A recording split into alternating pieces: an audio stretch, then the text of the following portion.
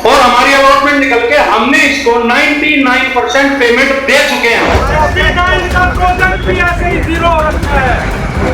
109 project 9 साल से हमारे को गवर्नमेंट रेरा बेवकूफ बना रही है, ना हमारी रेरा सुन रही है, ना डीटीसीपी सुन रही है। बिल्डर से ये हमारे को दिलवाया जाए। बिल्डर आश्वासन लेकर हम क्या करें? आश्वासन से तो 9 साल से दे ही नहीं रहा, हर कोई दे रहा है।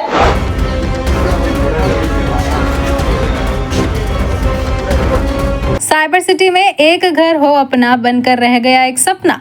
दरअसल साइबर सिटी के सेक्टर 109 में बिल्डर ने OSB एक्सप्रेसवे टावर्स के नाम से ओशन 7 प्राइवेट लिमिटेड ने अफोर्डेबल हाउसिंग सोसाइटी बनाने के लिए बुकिंग शुरू की थी।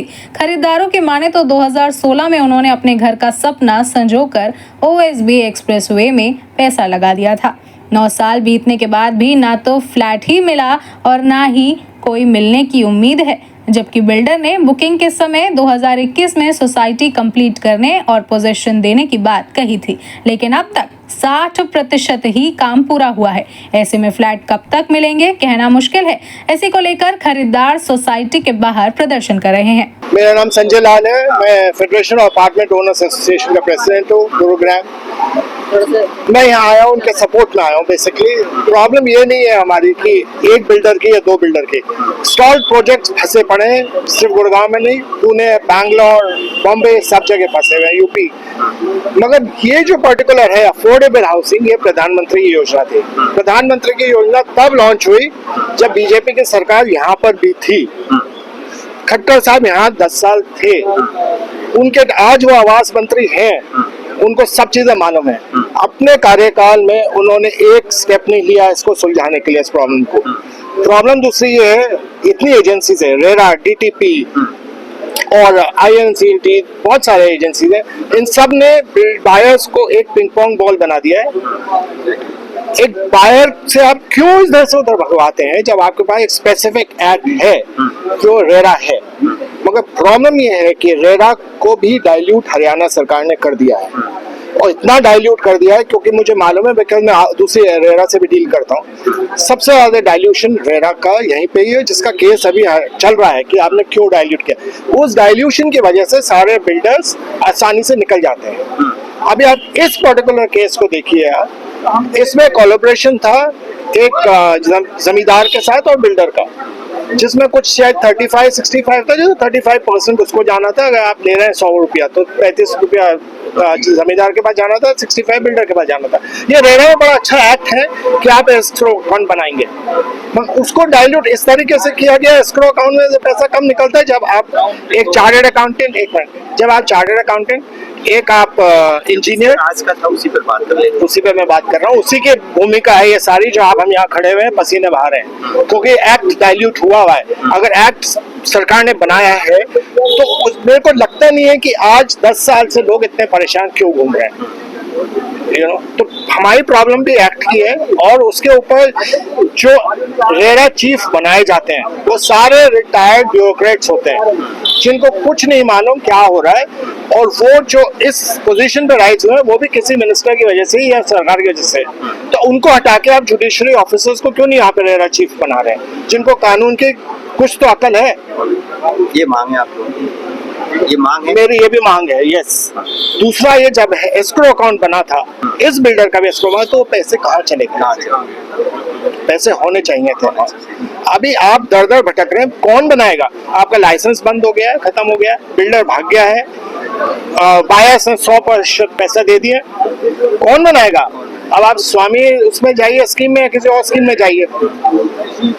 मगर सरकार को फैसला करना पड़ेगा। जब यहाँ पे बीजेपी की भी सरकार हो, बीजेपी ने ही ये आवास योजना शुरू करी थी, आप भाग नहीं सकते अपनी जिम्मेदारियों से। ठीक है, आश्वासन नहीं दे सकते, आश्वासन ही चल रहा है आजकल। और यहाँ मेरे भाई भैया ठीक है ना, और आज हम 300 बायर्स यहाँ पे इकट्ठे हुए हैं।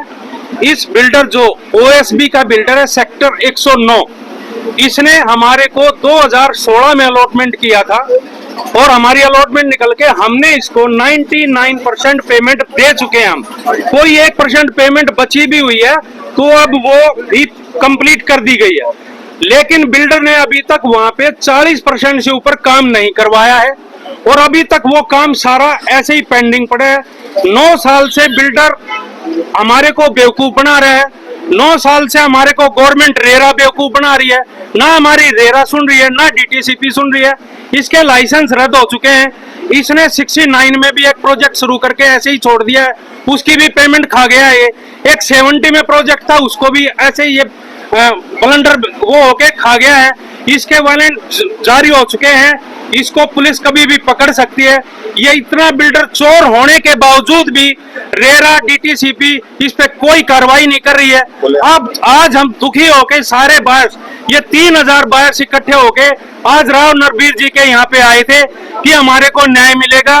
हमारा भाग्य है कि वो आज है नहीं यहाँ पे, लेकिन इनके जो ब्रह्मदत्त जी हैं उन्होंने आश्वासन दिया है कि बिल्डर को हम पकड़वाएंगे, जो पुलिस प्रशासन से होगा वो भी कार्रवाई करवाएंगे और जो दूसरा उसको डीटीसीपी से और रेरा से भी हम बुला के उनको बुलवाएंगे और इस पे सख्त से सख्त कार्रवाई का इन्होंने आश्वासन दिया है। आज सभी बायर्स आज इकट्ठे हुए हैं, मीडिया भी इसकी गवाह है। तो कल के लिए या परसों के लिए नरबीर जी ने फिर से दोबारा बुलाया हमें, हम दोबारा फिर इकट्ठे होंगे और इस बिल्डर चोर को सजा दिलवाएंगे। पीएम मोदी जी ने लोगों का भला करने के लिए ये स्कीम चलाई थी, लेकिन बिल्डर चोरों ने इसको ऐसा बना दिया कि सारे बायर्स दुखी परेशान होकर यहाँ पे इकट्ठे हुए हैं।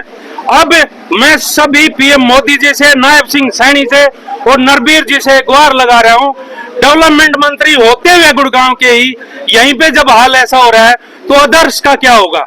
सभी सोसाइटीज पे शिकंजा कसा जाए और जो जो परेशान है उन सभी का भला किया जाए, तभी ये सरकार दोबारा आ सकती है।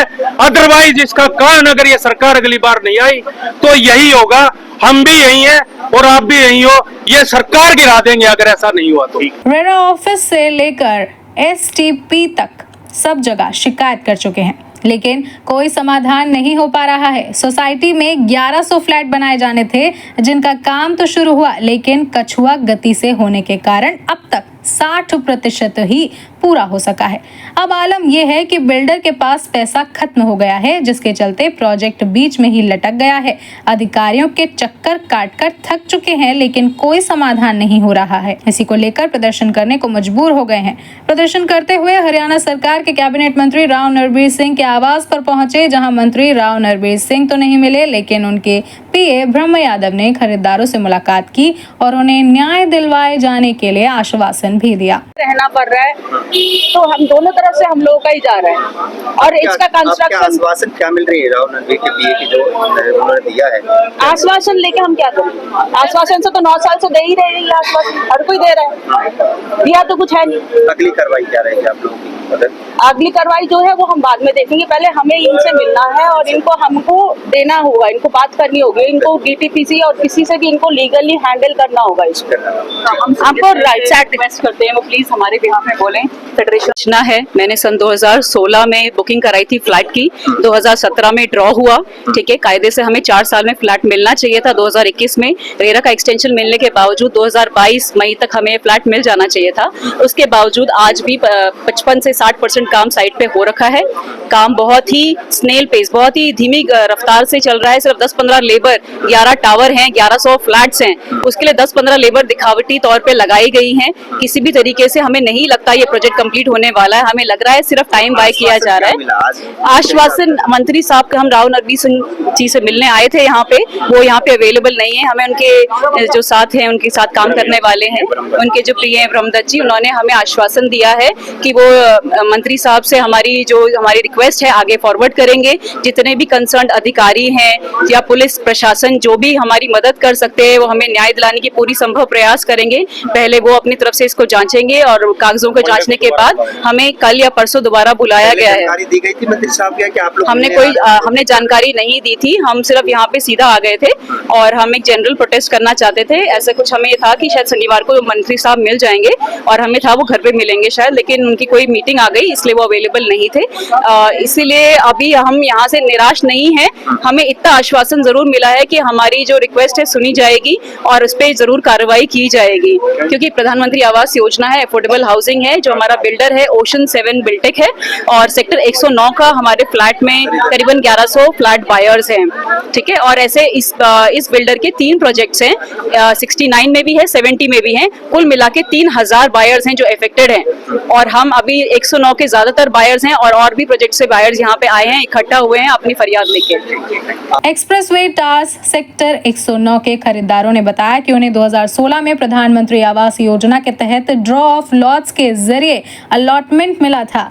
हाल के समय में बिल्डर ने धोखाधड़ी से ड्रॉ ऑफ लॉट्स में अलॉट किए गए यूनिट्स की बिक्री शुरू कर दी है और पिछले हफ्ते 2 मामलों में यूनिट्स को 55 से 60 लाख रुपए में खुले बाजार में बेच दिया गया, जबकि डीटीसीपी के निलंबन आदेश और रेरा द्वारा थर्ड पार्टी राइट्स लागू थे। बिल्डर को किसी भी प्राधिकरण का कोई डर नहीं है। उसने जमीन के मालिक श्री भगवान को भी 26 करोड़ रुपए का भुगतान नहीं किया है, जिसके चलते दिल्ली हाईकोर्ट में श्री भगवान बनाम ओशन 7 बिल्टेक प्राइवेट लिमिटेड का केस भी दर्ज है। ओशन 7 बिल्टेक प्राइवेट लिमिटेड के 3000 खरीदारों का भविष्य अंधेरे में है और वे मुख्यमंत्री कार्यालय, रेरा और डीटीसीपी के चक्कर काट रहे हैं, पर कोई नतीजा नहीं निकल रहा।